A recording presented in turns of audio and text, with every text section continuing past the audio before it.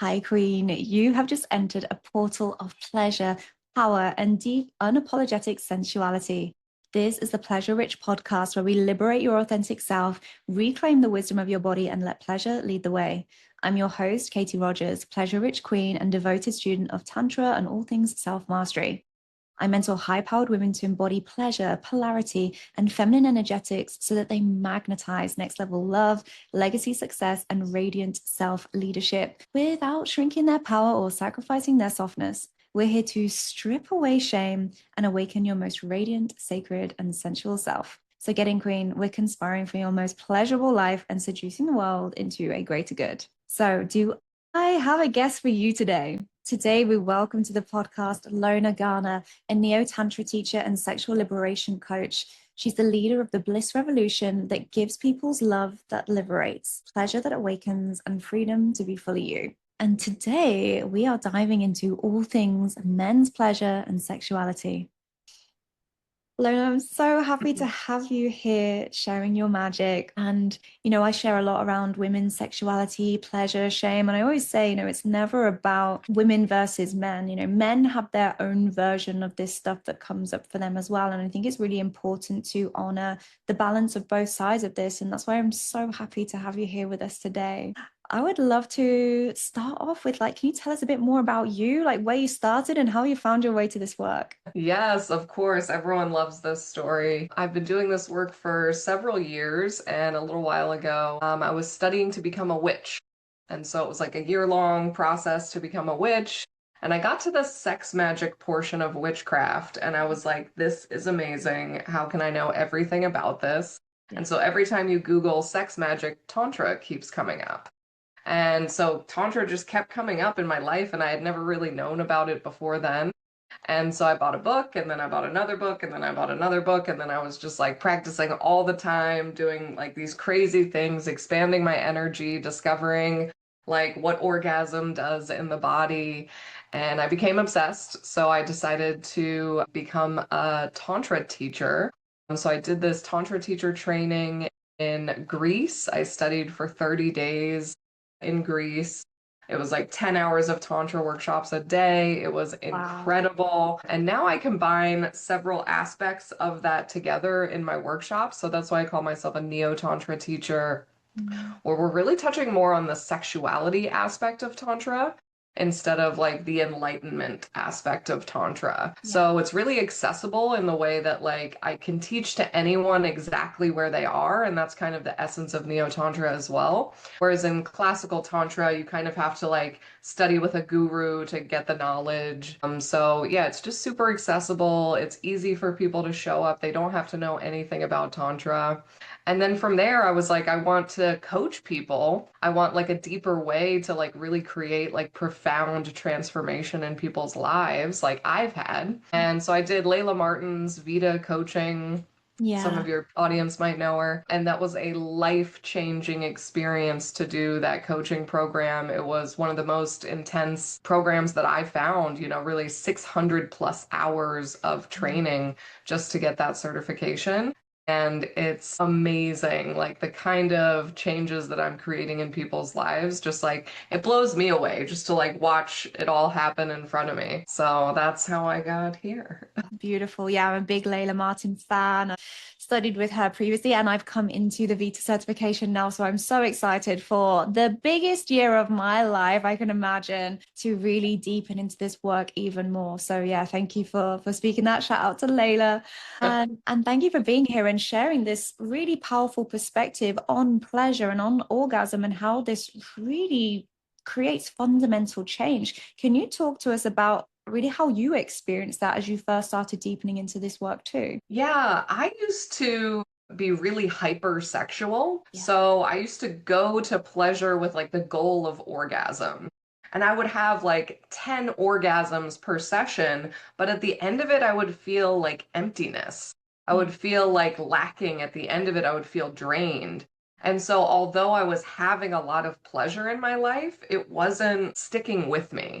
It made me feel kind of lost. So, Yeah. when I started discovering like energy work and how to move the pleasure around my body, when I started discovering more about like the power of presence in orgasmic experiences, and how the more you can drop into presence, the more you can breathe with the pleasure and feel the pleasure, move the pleasure around you, the more you kind of forget about that goal of orgasm.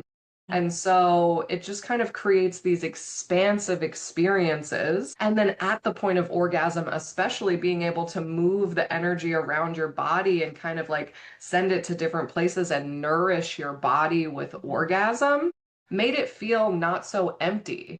So now I probably don't have 10 orgasms, 10 like peak climax orgasms per session, but the peak experiences that I do have actually nourish my body, make me feel alive, make me feel creative, make me feel pleasure beyond the body. Well, I think orgasm, we need to like change the definition of orgasm in society to be something that actually serves people and not just women. I think that women tend to go into this more often than men do because I think women kind of see there's something missing and they want to expand into it, they want to learn more. But men can absolutely have these kind of experiences as well.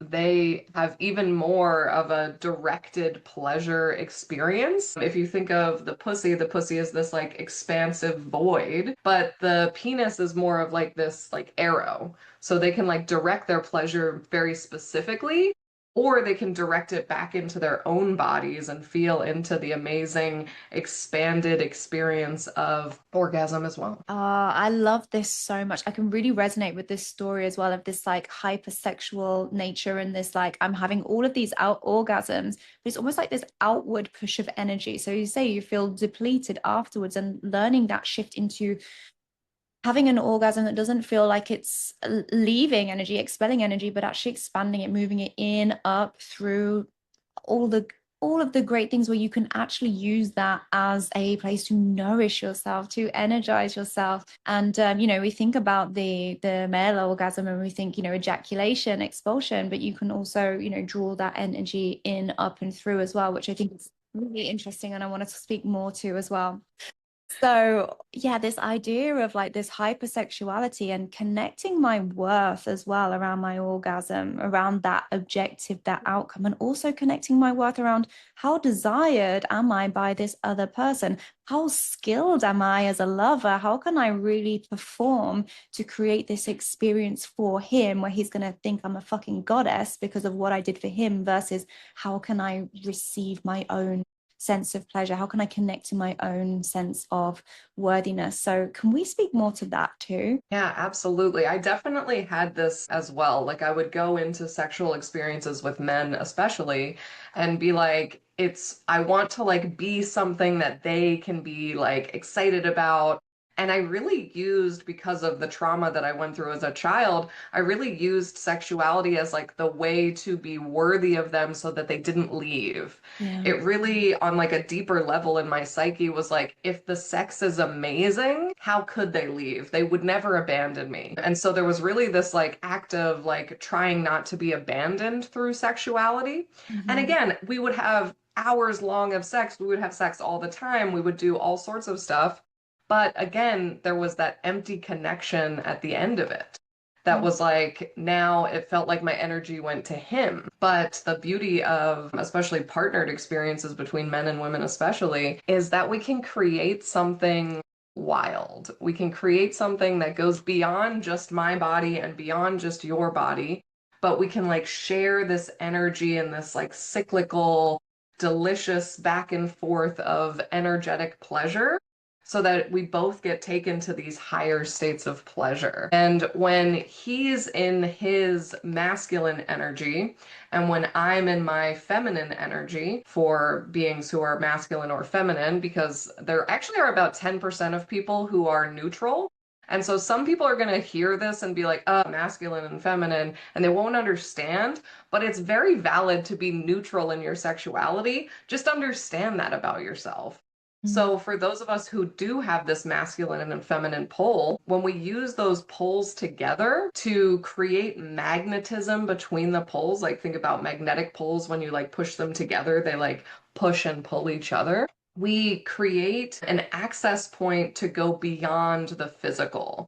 So I view orgasm as pleasure, expansion of that pleasure to more areas of the body, and then a surrendered state into like an altered mindset. And so when we enter into that altered mindset together, we create like long lasting, beautiful, loving experiences that really fuel the feminine and the masculine. So the feminine is really feels the most alive, connected, beautiful in their body when they're connecting physically. So it could be emotionally as well, but especially when we combine that connection emotionally, physically, and energetically, this is like the prized experience for the feminine.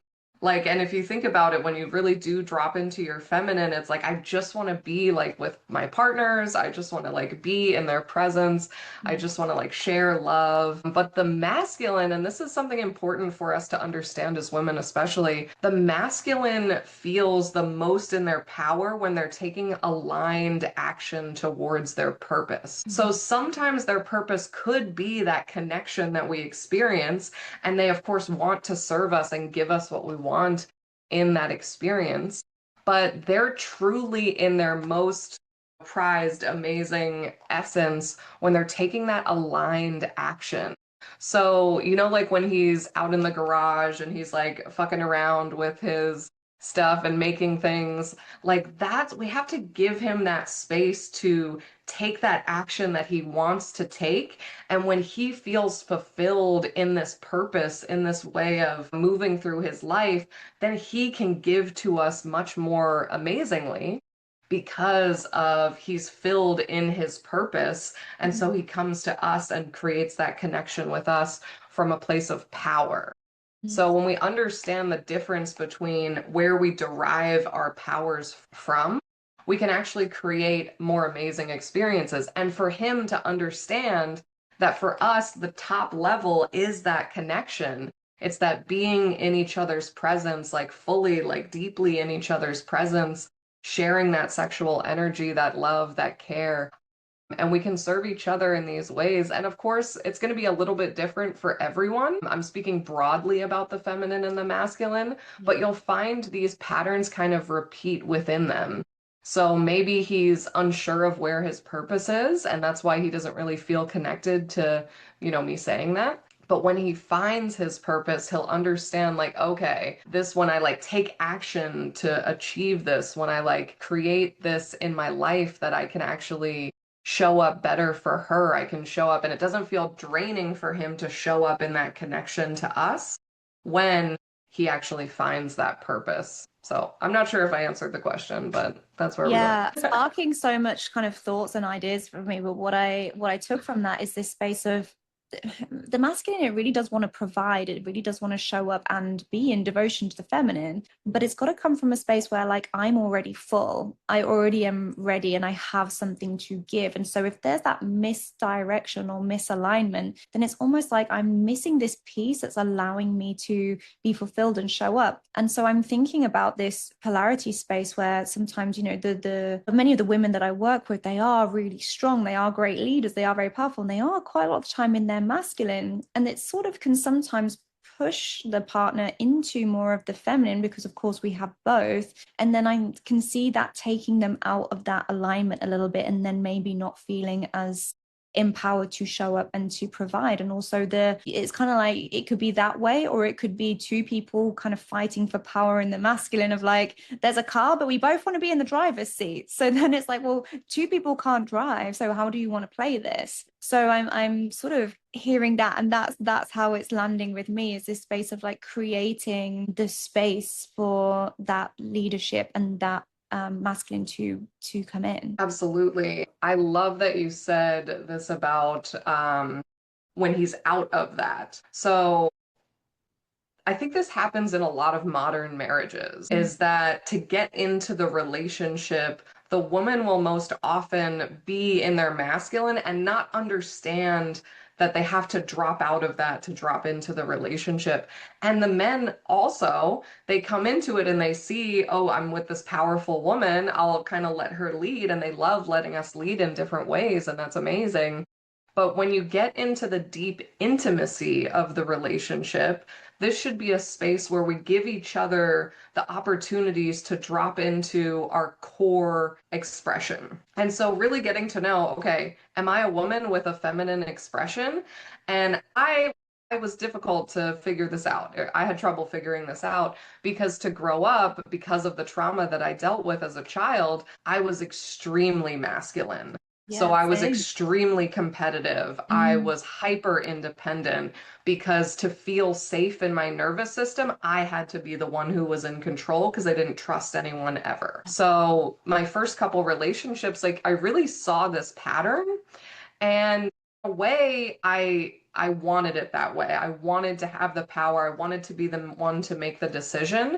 But then again, there felt this emptiness that I couldn't quite put words to, Yeah. where we would get into deep intimacy and sexuality, and I couldn't explain what I wanted, but I knew that I wanted something else. And Mm. so I thought that I was just a masculine woman. I thought that I just had a masculine expression.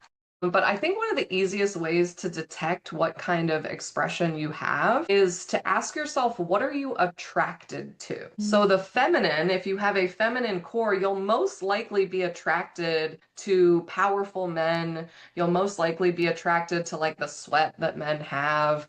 You'll most likely be attracted to the sort of the ideal of the masculine in your mind. And Mm. so this could also be in women because when I'm attracted to women, I'm always attracted to really masculine women. Obviously, all women are beautiful, but when I think about like being in a relationship with a woman and my past like lovers, my past female lovers have all been like super masculine women. So even though I'm attracted to both sexes, there's like an energy underneath of it that I'm really attracted to. And so just asking yourself, like, what are you attracted to? And the same for men. If you're attracted to like the curves of women, if you're attracted to like the beauty of women, if you're attracted to like the softness and the chaos that they bring, if you're attracted to feminine things, you're most likely masculine. And again, if all of this is like none of this makes any sense to me, then you could have a neutral core, which about 10% of people have. So again, that's totally fine. It's important to know though, because I've come across people who are like trying to fit into the feminine box, and we really get down to it, and they have this neutral core. And so it's totally okay to have that, but to know that you have that so you know how you can show up in relationships, so you know how you can create the kind of experiences that you want to have and not try to fit into these other things. So when we allow ourselves to go into that, we can, or getting back to the relationships, when we create a relationship between a masculine core and a feminine core, really allowing him to try to take the lead. And so this can be tough, especially if you have trust issues with men. And I highly recommend you manage those trust issues with men, like see a somatic coach or see a therapist, and really try to unprogram all of those things about what you learned men were, because I learned men were Mhm. unsafe. Yeah. So every time I would go to like try to trust a man, I'd be like, oh no, you can't handle this. Like I can't like put that on myself. And like my brain would think this is a life or death problem. And now I'm going to die if I trust this man. But through somatic work and through like really meeting these parts of myself that were hurt by men and caring for these parts of myself as if I am their caregiver, really created a spot for them to not interfere in my sexuality anymore. So when my little girl felt safe, when my inner teen felt safe, and Yeah. felt like she had her own power and felt like she could relax, then when I went into giving my power to men, it was so much easier. And now I have this like incredible relationship where he really takes power, especially in our dynamic, in our sexuality. You Yeah. know, I own my own company. I'm a big bad woman. I do all these amazing things, and it's okay for me to go into my masculine sometimes when I'm running my business, when I Yeah. have accounting to do, you know, and I really have to get in there and I have to like do these things, or when I'm creating like a super logical plan. Like the masculine is a part of me. Just because my core is feminine, the Mhm. masculine core is right behind the feminine core. So my feminine leads, and that's where I desire to go. but the masculine is right there behind me. And when I develop my masculine and allow my masculine to be here, I can create the kind of life that I truly desire. So he, in his work, is absolutely in his masculine. So he gets the privilege of being in his masculine while he's at work. But then when we come together, we allow ourselves to drop into that amazing dynamic where I let him make some decisions. Of course, he asks me my opinion whenever he wants my opinion because he knows that I've got amazing knowledge in here that he loves and respects. But I also let him lead me in some ways. I'll let him make choices. And even if in my head I'm like, I wouldn't make this choice, I'll allow him to make that as a way of serving the dynamic. So, not as a way of giving up my power. And I think this is really important that, you know, I have to, he has to prove to me that I can trust him in order for me to give up my power. And he has proven that through his actions through the 5 years that we've been together. But I'm not going to give up this power like when I first meet a random man off the street. And I think that's part of the feminine aspect too, is that we test, maybe consciously or unconsciously, we sort of like test them and we push them. And so this is why you see the like shadow of nagging in women. It's really just them wanting to trust the masculine, so they push the masculine. And the masculine has to be able to hold all of that, to be able to be pushed, to show up, to prove to us that we can trust you so that we can surrender. And when we can surrender, that's when the most beautiful sexual experiences happen because I'm surrendered into the void and the void of my pussy, especially. And he is holding the presence of his cock.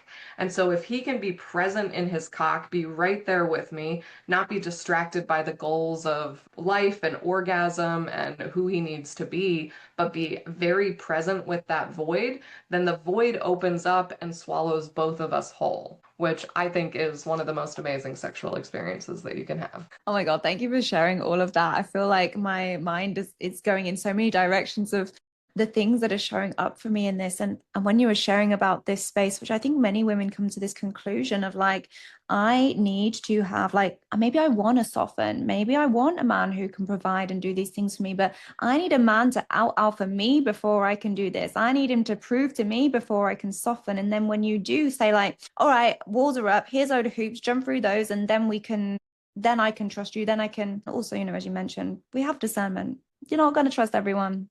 You're not going to want to have this experience with everybody. But the softening and the safety ultimately comes from within you to be able to exercise that discernment and to know that you want to lean out. And I think sometimes speaking to my partner about this, about he mentioned in his previous relationship, even something like taking out the bins, right? I've never taken out a bin in my life. For the Americans listening, I'm talking about the trash. So when we're together, I've never taken the bins out. But he said, in his previous relationship, it was more of that, like, I got it, hyper independence. I can do everything faster, more efficiently. I see the bins are done. I'm going to get them out. And then I'm going to be resentful because you didn't do it first. And then that's almost like now he's not in his, as you say, like his purpose. He's not in this space where he wants to provide. And it created this sort of distance between them, whereas I trust him. Would I take the bins out a bit sooner sometimes? Maybe. Also, do I love that he does it for me? Fuck yes. I'm going to trust him. He's going to do it.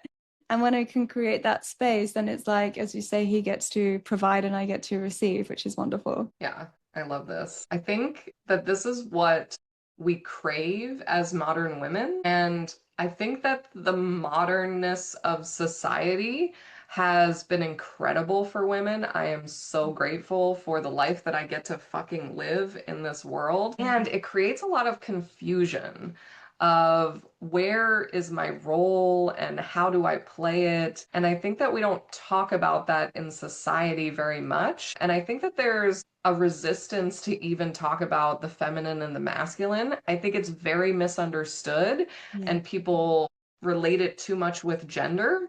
Whereas I feel like I almost wish there were other words for it, but these words fit so well once you understand, the true meaning of them. And so really a lot of my work is teaching people, what is your core? How do you want to relate to that core? And what is your unique expression of it? So in my men's sexuality coaching, I'm not just teaching techniques.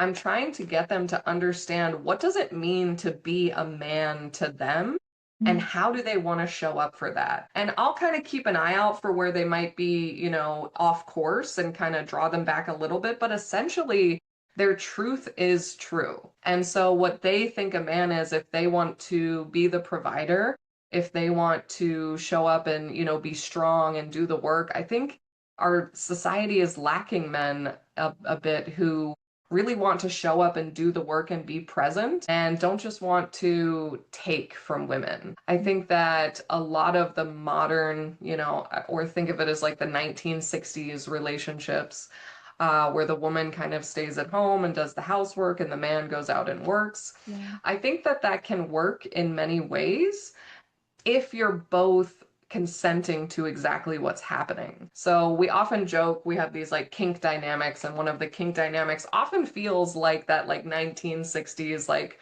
serving the masculine, but we're consenting like wholeheartedly through it. So we like laugh that like we're both these like huge feminists and we're like women should be able to do whatever and women should have the right to drop into their feminine and women should be able to, rule the world. But then like behind closed doors, it's like, okay, but I do want to serve you and I want you to be happy and I want to radically consent to that. So do you have any experience with that? Yeah, everything you're saying, I'm like, understand this. And I think, as you say, in many ways, love the feminist movement. How great is it? We can have credit cards now, we can have our own property versus being the property and all these things. But I think in many ways, we had to really step into a very masculine role and like fight and challenge and compete and prove in order to get that. And then it's almost like now we're there, we think we need to continue to do that, to hold it, to prove our worthiness or our safety or our responsibility to hold the level of power that we've been given. And it's like, actually, there is so much more power in our softening, in our feminine, in our receiving, in our trusting, in our surrendering. And so it's about creating the safety for that too. But, I talk about women a lot and we have a lot of women listeners as well. But I think that women, we have our own set of shame and stories and things that limit us sexually, that block us off from our pleasure or create dynamics that maybe we don't want to be in. And men have their stories of this too. Men have their experience of it also. And so like, I would love to hear a little bit more about that. Yeah, take it away. This is a great question because through the Vita coaching certification, it's only women who are allowed in the certification. So you're only kind of working with women to begin with. And I've always kind of known this, but when I started working with men, and I love working with men so much, you realize women have had support through all of this for a long time because we've been the more oppressed gender, and not to say that men haven't been oppressed in many ways as well, but since we were the more oppressed gender, from thousands of years ago, you saw women standing up to support women. You saw women creating women's circles so we can talk about these issues. You saw us, really caring for each other through the worst parts of this. And so even now today, I'll look around, you can go to basically any town in America, they probably have a women's circle. They probably have a women's group where women can get together and truly share from the heart. And I think amazing things happen when we get together with just other women, and are able to kind of like drop out of the other roles. And I think that this is just as powerful for men. And it is hard to find a men's circle sometimes. I do this kind of work and I'm like, I live outside of Seattle and I am tapped into the people, and there's like one men's group that I can find around here that really goes deep into this kind of work. And so I feel like men aren't supported by other men like women have been for thousands of years. And so you see these wounds in men now that really has hurt them and has hurt women for a long time. you see these kind of wounds where they're like afraid of their power. You know, they think that being in the masculine is toxic and they're afraid to go there. They want to be in the feminine because that creates safety for other women to feel okay. And in many ways that is true, especially for women who haven't dealt with those wounds in themselves. And that's why I dated feminine women or feminine men before I dated my partner now, because it does feel safer, but there's going to be an emptiness that comes up. There's going to be a disconnection somewhere, and you're going to wonder why it's not like primal and powerful and full of pleasure, and you're like reaching these deeper aspects of yourself. Because if you're both kind of stuck in these roles, like the woman especially stuck in that masculine, the man sort of playing down his masculine, then there's nowhere for the magnets to pull each other. And when we don't let the magnets pull each other, it can create a lot of shadows. So you see these shadows pop up in men and women, especially in long-term relationships where they can't, find the love anymore. They fall out of love, really. What I'm hearing in this as well is I think there's this misunderstanding that men don't want to do the work or men aren't interested in doing the work. And when you realize like that's actually the kind of structure that's been set up, that it's not necessarily available for them. And it's incredibly hard to see your own patterns, to see your own shadows and decide like, actually, I want to go inward to do the work. Like that takes a lot of courage, and actually having a model of seeing someone walk that path before you is really important. Otherwise, this is where we get people in the blame game of like, it's going to be the next partner, it's going to be the next job, it's going to be the next this, that, the other. Or if we move house, then things will change. If we have a baby, then things will change. And then it's all ultimately like, no, none of that is going to support real, powerful, and lasting transformation. That can only possibly come from you. It couldn't possibly be anybody else who gets to like heal the core ball of pain within you or anything that you're experiencing. Like that has to come from your own level of understanding and your own medicine, and being guided on that journey is really powerful. So yeah, thank you for naming that. And that's really, you can see how we as a society have accidentally created this dynamic. Yeah, accidentally created. I like that you use that. It was intentional, like way back when, patriarchy started, it was absolutely intentional. And they pitted men versus women.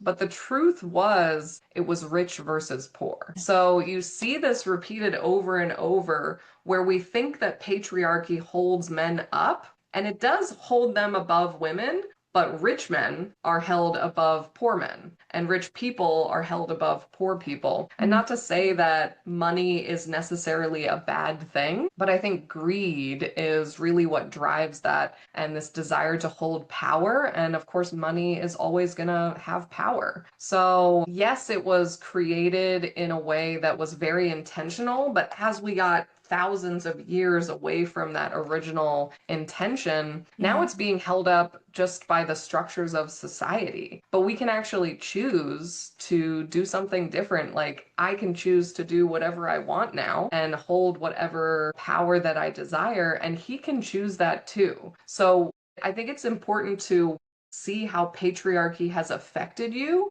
and then remember that I'm the one with the fucking power in the first place. So it's like a remembrance of your own power and a forgiveness of like, you let yourself kind of be held back by that patriarchy.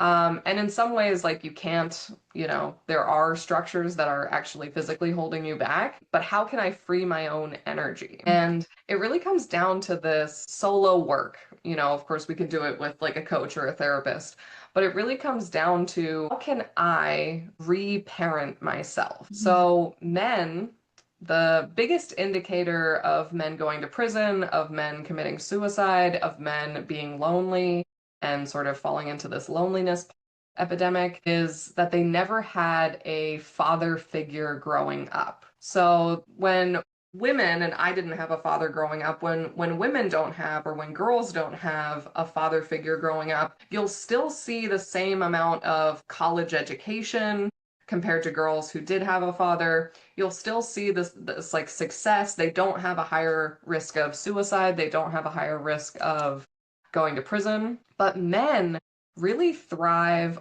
on, it's almost hierarchy that they thrive on, and I resist using that word, but they love when they understand where they are in the order of things.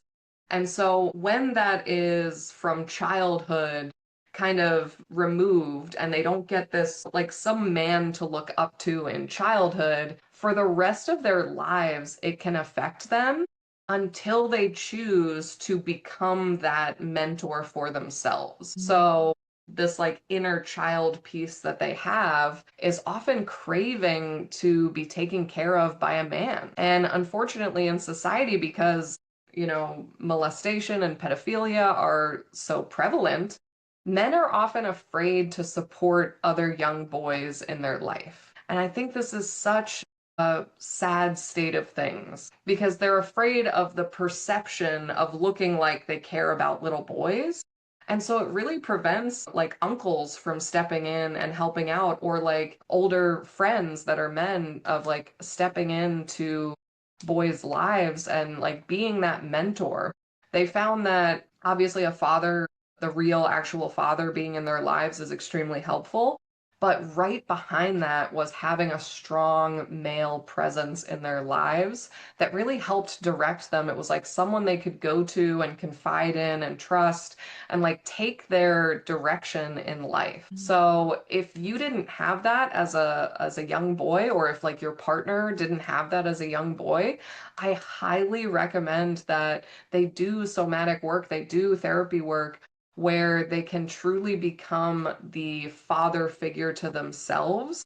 And that has been shown to be one of the biggest indicators of them starting to have successful careers, successful lives, successful relationships. But it takes work. And I almost hate that they have to do that for themselves. Like, especially for me, I had to become the mother of my own inner child because I didn't have that support when I was a child in the way that I needed it. And I hated that I had to do that for myself, but truly like taking on that responsibility for myself and being like, no matter what happens in my life, I'm going to be there for my inner child, for my inner teen, has created the ability for me to have exceptional relationships, wild sexuality, and like create bliss in my entire life. Oh, this is so phenomenal. Thank you so much for challenging me on that and also sharing all of this because, we can create stories about how these things started. And I'm like, oh, yeah, accidentally, innocently. But the truth is, sometimes it's so good that we end up holding it and then accidentally disempowering ourselves because of something that was intentionally put there to harm people. So, yeah, thank you so much for wrapping that and for sharing all of that about this real piece of us, so this real radical self-responsibility that means like we could hold on to resentment and frustration of I didn't have the parents that I needed for me to become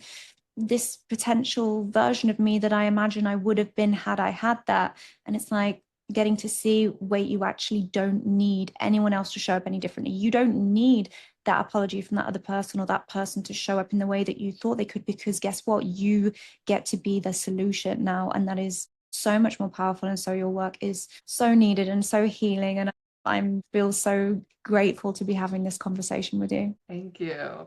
Yeah, that was one of the reasons why I wanted to work with men, because I was like, who are men going to work with? Yeah. All these women in the Vita certification were telling me, they were like, oh, I can't work with men. Like, I don't want to work with men. I don't understand men. And so I would say 80% or more of Vita graduates only work with women. I don't have the statistics on that, but based on my, personal experience. And from the beginning, I was like, this work is so needed by men. And sure, there are going to be men who don't want to work with me because they would prefer to work with a man. And I fucking love that. You should absolutely work with a man. Let me know when you find one. Send me his information. I would love to start sending that out to people. But it's like I'm sort of picking up the pieces of it and being like, this is where I'm needed in the world. Yeah, so beautiful. Is there anything that we haven't touched on today that you would love to share more on? Men, when they drop into the power of their sexuality, it is irresistible to women. I know so many women who are like, I can't wait to find a guy who isn't controlled by his sexual energy, but is the creator, is the ruler of his sexual energy. Because there's this shadow in men that we often see where they allow themselves to kind of like be drawn like wherever their dick takes them, they want to go. And yet that's amazing, and that can be celebrated in different ways if they're choosing that. Like me and my partner are poly, so we fuck other people, we date other people. And he loves going out and like, you know, experiencing that and just exploring. He loves like new experiences like that. But he's not controlled by those experiences. He's not like sitting here with me, like thinking about how he's going to go out and like fuck some other girl.